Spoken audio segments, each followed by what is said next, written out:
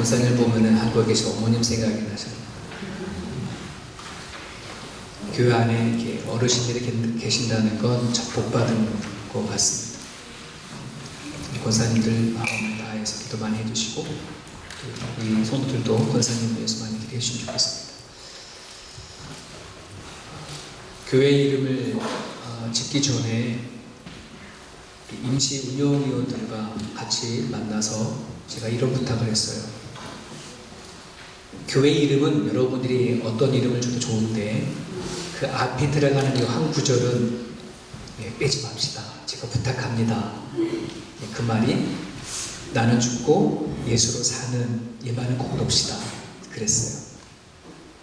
왜 그러냐면 저도 모태 신앙이지만 25살 때 하나님을 만나고 또 목사가 되고 여기까지 오는 과정 가운데 누군가가 저에게 이렇게 물어본다면 목사님에게 신앙은 뭐예요? 목사에게 믿음은 뭐라고 생각합니까? 기독교를 뭐라고 얘기하죠? 라고 누가 물어보면 저는 딱 이 한 말밖에 못할 것 같아요. 나는 죽고 예수로 사는 게 믿음이고 나는 죽고 예수로 사는 것이 기독교라 이렇게 말할 수 있게 됐더라고요. 이 말씀을 우리 빼지 맙시다. 임시 운영회 하신 분들이 암묵적으로 동의를 하셨어요. 솔직히 이 말이 쉽지 않거든요. 나도 살고 예수로 사는 새롬교회 참 좋잖아요. 아유 굳이 왜 나는 꼭 죽어야 돼. 나도 살고 예수님도 사는 새롬교회가 참 좋을 텐데 그죠? 여러분 나는 죽고 예수 사는 게 맞습니까? 나도 살고 예수님도 사는 게 맞습니까? 문제는 나는 죽고 예수로 사는 게 맞긴 맞는데 부담이 되는 거예요. 힘든 거예요. 근데 더 문제는 나는 죽는다라고 하는 거를 너무나 많은 사람들이 오해를 좀 하고 있는 부분들이 있어요. 그래서 어떤 오해를 하냐 그러면 나는 죽고 예수를 산다고 하니까 그럼 내가 가졌던 모든 지식과 모든 생각과 내가 가지고 있는 모든 능력과 내가 가지고 이런 모든 것들을 그럼 다 버리고 무시하고 쓸모없다고 해야 되는 것인데 이게 힘들다는 것이죠. 근데 이게 맞냐 이 말입니다. 나는 죽고 예수 산다니 과연 그걸 얘기하는 건가?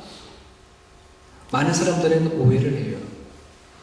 나의 노력과 나의 계획으로 하면 다 실패를 하고 오로지 하나님의 지혜와 하나님의 생각으로 하게 되어지면 성공한다 이렇게 말을 하는데 과연 그러면 나의 생각과 하나님의 생각을 여러분 잘 구분하며 살아갈 수 있을까요?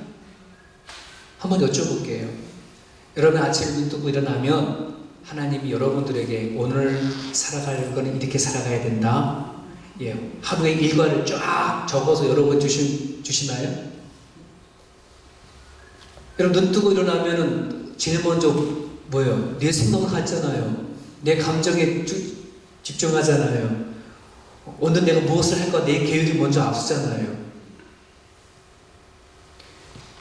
어떤 분이 그렇게 말할 수도 있죠. 목사님은 신령하니까 아침 눈 뜨고 일어나면 하나님께서 오늘 하루 일정을 다 얘기해 주겠지.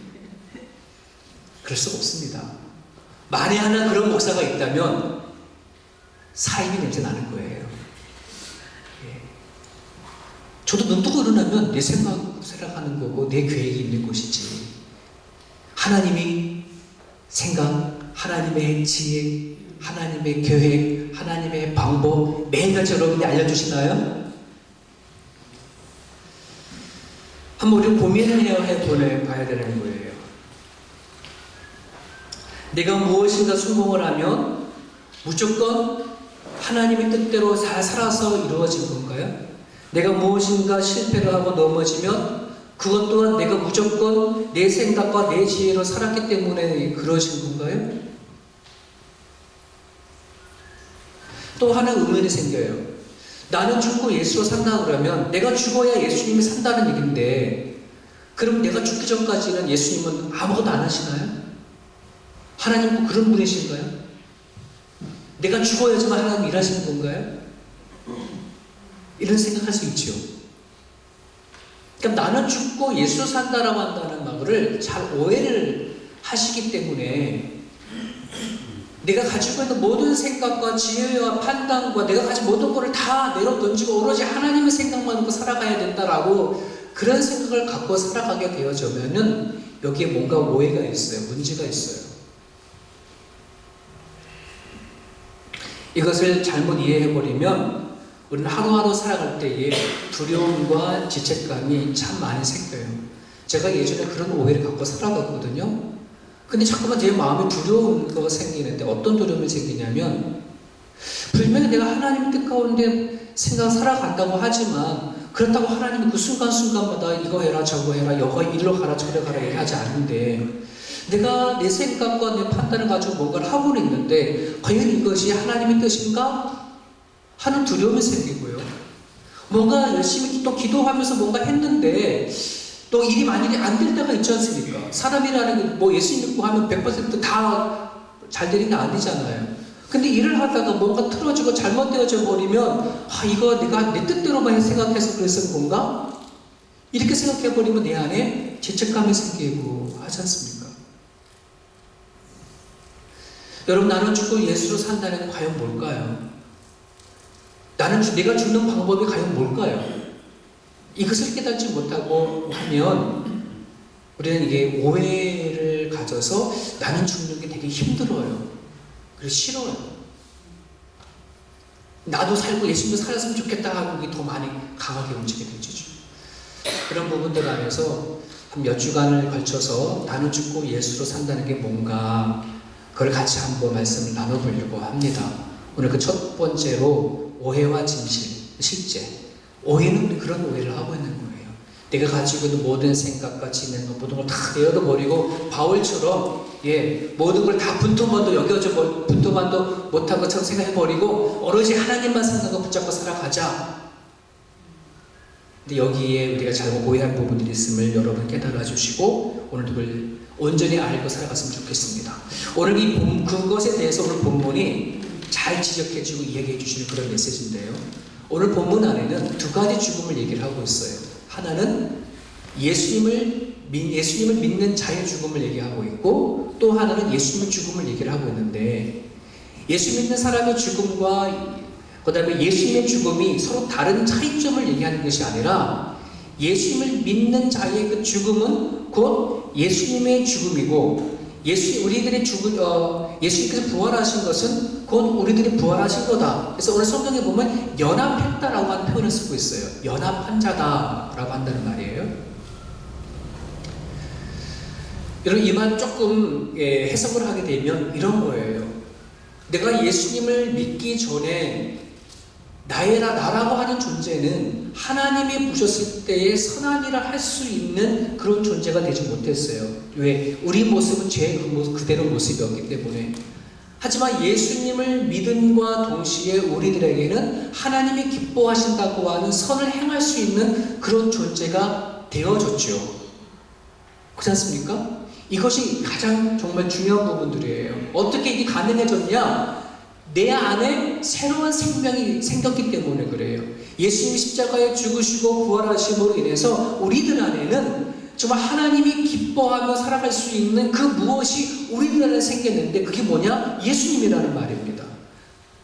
예수님이 없었을 때에는 모든 것이 내 생각, 내 판단, 내 기준으로 살아왔었어요. 하지만 예수님을 믿는 순간 내 안에 예수님을 통해서 모든 것이 새롭게 바뀌어지고 변해되어지는 그런 존재가 되어집니다. 이것을 오늘 우리 죽음이라 얘기하는 거예요. 그러니까 그리스도인이 죽는다. 그리스도의 죽음은 뭐냐? 라고 말했을 때에는 그것은 바로 예수님 때문에 내 생각, 내 지혜, 내 계획이 다 필요 없다가 아니라 예수님 때문에 내 생각과 내 지혜가, 내 계획이 바꿔진 거예요. 이해되셨습니까?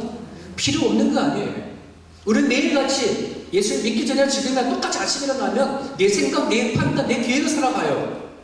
그러나 예수님을 믿고 나고 나서는 이것이 다르게 바뀌어져 가는 것, 예수님이 원하는 방식으로 생각하고 하나님이 원하시는 쪽으로 계획을 틀어가는 것, 이것이 내가 죽는다는 의미예요. 칼을 직접 갖고 오기는 좀 그렇고 해서 칼이라고 생각합시다. 여러분, 칼의 용도는 여러 가지가 있죠. 그죠? 특별히 이 칼이 내가 그전에 싸울 때 쓰는 칼이었다고 생각합니다. 무기라고 생각합시다. 그럼 이게 무기면 이걸 휘두를 때 어떻게 휘둘러요? 나를 공격해 오는 자를 향해서 휘두르거나 나를 방어할 때 쓰기도 하고, 그렇지 않습니까? 그렇게 내가 싸우는 데 있어서 나를 보호하고 지키는 데 있어서 칼을 썼었어요. 근데 이 어느 날 싸움의 대상이 바뀌어서 환경이 달라져 버렸어요. 그러면 이건 더 이상 칼로 쓸 수 있어 없어요?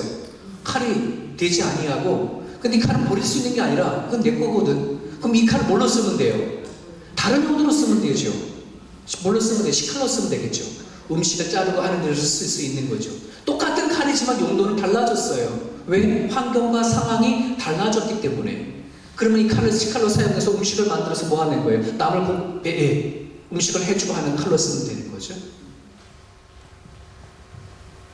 예수님을 만나기 전에 우리는 내가 가진 것, 무기, 내가 생각하라고 하는 무기, 그 내 지혜와 지식과 명예와 권력과 재물, 그 모든 것은 나를 지키는 다 나의 무기였단 말이죠. 그것을 가지고 나는 이 세상을 살아가는 데서 왔어요. 하지만 예수님을 만나고 나서는 이 싸움이 나의 싸움이 아니라 누구 싸움이 되어진 거예요? 하나님의 싸움이 되어졌고, 내 환경과 상황이 분명히 다르게 되어졌던 사실을 알게 되어졌어요. 그럼 내가 나를 위해서 썼던 이 칼은 뭐로 쓸 수 있는 거예요? 예, 또 다른 용도로 바꿔 쓸 수 있는 거죠. 이해되셨어요? 내 지혜와 내 판단과 내 능력과 내 계획과 이 모든 것이 오로지 나를 위해서 해왔던 그 모든 삶의 터전 방식들을 이제는 예수님을 만났기 때문에 예수님 안에 내 가지고 있던 모든 것들 버리는 게 아니라, 이거 무시해버리는 게 아니라 도리어 이것을 하나님이 원하는 방식대로 바로 바꾸고 사용하는 것을 가지고 예수와 연합했던 사람, 나는 죽고 예수로 산다고 한다는 것이에요. 그래서 여러분 보세요.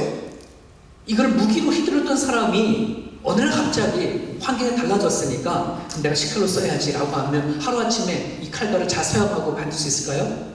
없죠. 예, 이거 잘 사용하는 또 뭔가 배워야 되겠죠. 이때 성령이 필요한 거예요. 성령이 왜 오셨는지, 예수 그리스도를 만나면 성령이 우리 가운데 역사를 하셔서 이전에 내가 가졌던 그 무기를 내 방법대로 사용했지만 이제는 어떻게 해야지 하나님의 방법대로 사용할 수 있을까를 누가 가르쳐 주신다? 성령이 내 가운데 오셔서 가르쳐 주세요. 상담자가 되어주세요. 스승이 되어주세요.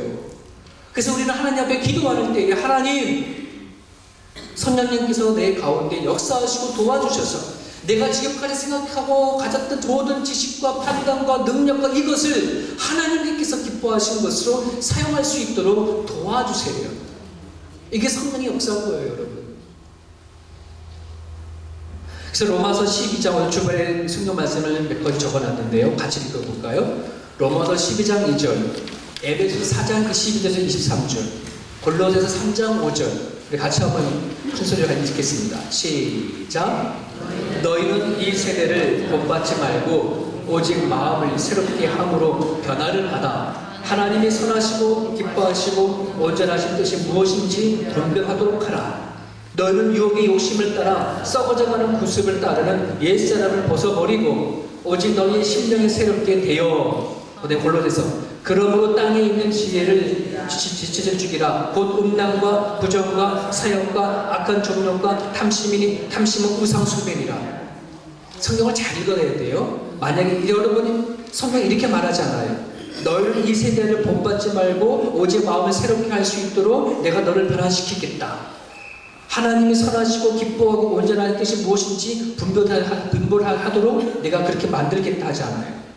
너희는 유혹의 욕심을 따라 썩어져가는 구습을 따라 옛사람을 벗어버리도록 내가 하겠다 하지 않아요. 이게 누구한테 하라는 거예요? 우리 뭐 하라 그러는 거죠. 여러분, 내가 교회를 그냥 다 오늘 다니고 또 다음 주 다니고 계속 교회를 다니다 보면 언젠가 내 생각과 내 판단과 내가 가지고 있는 모든 감정은 저절로 달라지겠지. 그럴까요? 네 생각과 내 판단은 다 이건 쓸모없는 거야. 그냥 그렇게 생각하면 안 돼. 이렇게 아는 게 아니잖아요. 지금까지 나를 위해서 사용해봤던 지식과 판단과 내 의지와 이것을 뭐 하는 거예요? 하나님의 말씀을 붙잡고 살아내는 거예요. 이해되셨습니까? 내가 살아왔던 방식과 습관들을 새롭게 바꿔갈 때에 필요한 것이 내 생각과 지혜와 계획과 내 방식이 필요한 거예요. 이것을 버려보면 안 돼. 무시하면 안 되는 거예요. 근데 많은 사람들은 내가 나는 죽고 예수 산다고 하니까 내 방식을 다 죽여야 돼. 내 방식, 내 계획을 다 내려놔야 돼가 아니라 여러분이 가지고 있는 생각과 방식과 이거를 하나님 앞에 마치려고 뭐 하는 거예요? 투쟁이 일어나는 거예요. 싸움이 일어나야 줘야 되는 거예요. 내가 예수님을 믿어가면서도 이 싸움을 하고 있지 아니하게 되는 것인다면 변화는 일어나지 않아요. 안 바뀌어요. 언젠가 내가 신앙생활하는 저절로 내가 변화되겠지. 저절로 내 안에 있는 음욕과 내 안에 있는 정욕이 사라지겠지. 나는 여전히 뭐 하는데 내 살아가는데 그럴 수가 없어요. 우리 로마서 7장 22절과 23절을 한 절과 같이 읽습니다. 시작. 내 속사람으로는 하나님의 법을 즐거워하되 내 지체 속에는 한 다른 법이 내 마음의 법과 싸워 내 지체 속에 있는 죄의 법으로 나를 사로잡는 것을 보는도다. 오라 나는 궁극한 사람이로다. 이 사망의 몸에서 누가 나를 건져내랴. 혹시 바울의 이 고백을 여러분이 마음속에 느낀 적 있으시나요? 내 마음 안에 깊은 곳에서 하나님의 말씀이 자꾸 이건 아니다 라고 하는데 또 한편으로 내 생각은 난 이거 하고 싶고 저거 하고 싶어서 자꾸 막 싸워. 그런 적 있으시나요? 그게 있어져야 돼. 그게 있는 사람이 내 안에 누가 계신 거예요? 예수의 영이 계신 거예요. 하나님 영이 계시는 거예요.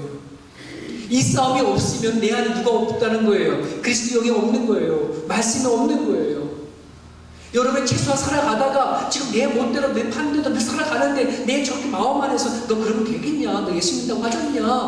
너 교회 다니잖아. 말씀 믿다 하나님 말씀 믿잖아. 그러면 이 싸움이 내 마음 안에서 뭐 해야 돼요? 계속해서 일어나야 되는데 이 싸움이 쉬워요? 어려워요?